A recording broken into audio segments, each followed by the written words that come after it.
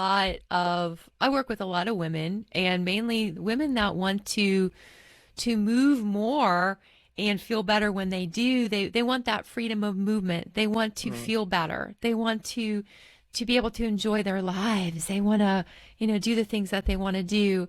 I can see prevention, just simple as that. Just want to be more. I see a lot of back pain for some reason. I Hmm. get a lot of people with general back pain because our spine's central to all our movement. Imagine that. And then, ironically enough, for some reason, I feel God has really sent a lot of people to me with spondylolisthesis and stenosis Mm. over the years, and so I'm really hyper aware of that. And inflammation is really common, so I see that in different degrees, right? You can see it with things like the itis, arthritis, or whatever it might be that's going on that's out of balance, or algas, things like that. Um, or just like I said, just not wanting to get to that point. Maybe they've had some people that I've worked with. A lot of them have had something in the past, whether it's an injury or surgery or challenge, or they don't want to face a surgery and they're just looking for another way, something Mm. different, um, Mm. something, I think sometimes we need more than the physical therapy or chiropractic or massage, something other than just going to the gym. Yeah. Yeah, I find oftentimes that, clients come to me and they think it's for one thing. And it kind of is. Now, they might, let's say it's lower back pain. And they think the reason they're coming to me is to get rid of lower back pain, right? That's Mm-hmm. what they think. But actually, when you dig down, the reason they're coming to me is not getting rid of the pain. Yeah, it could be they want to get back to playing sport, or it could be they want to get back to being able to pick their kids up from the floor, Yeah. or or it could be that there's a deeper learning that they need to gain from the pain, right? What's also known as the pain teacher, Yeah. right? So Exactly. that was termed by Paul Chek, the head of the Chek Institute, that when we have pain, quite often it's there to teach us something. Yeah. Yeah. So, Yeah.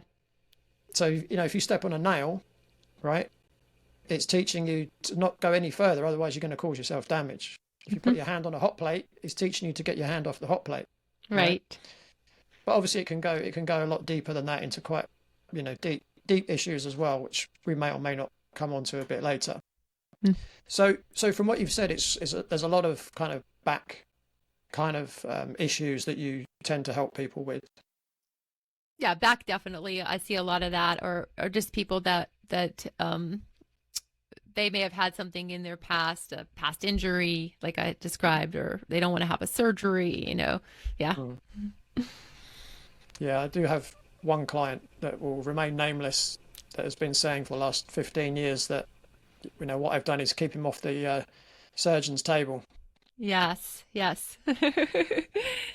And that's a blessing. Yeah, I love to see Mm. that. It just that's what keeps me going. I don't know about you, but it brings me great joy to see somebody not have to do that and know Mm. that there's other ways to go about it. Yeah, and also obviously, talking about surgery, surgery is not without risk, Hmm. right? There's potential problems. Even if surgery goes well, there's going to be scar tissue, not just on the surface, but actually internally as well. So it's not a that's a it's not a decision to be taken lightly. And my view always is do everything you can before you take that decision. Yeah. Because there are, as you said, there are lots of other options that people can do, and generally they won't leave you with the potential side effects that surgery might do. You know, I've certainly found that people that come to me with back pain but have already had back surgery are much more of a difficult challenge for me to help than people that come to me that have never had surgery. Hmm. I can see that, but I can definitely can see how that can be. I think it Yeah. can work both ways sometimes too. But yeah, I think that the underlying thing there is fear. We either Mm. direction. We're working on the angle of. I mean, what would you say? Well, I mean, what I've seen in my own experience, particularly talking about back pain, is someone's had surgery and it hasn't given them any improvement, at all.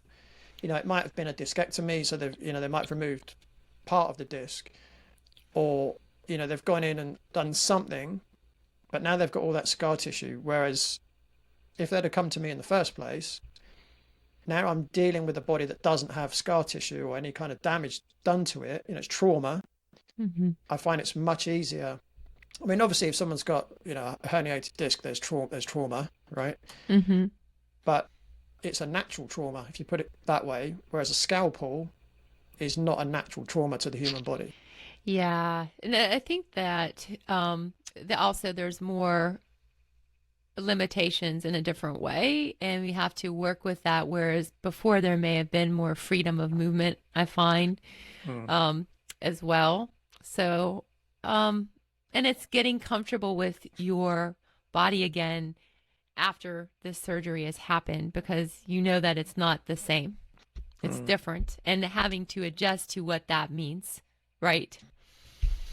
Yeah, yeah. I mean, I can't sympathise with people that have had surgery, but I've herniated my L4-5 and my L5-S1.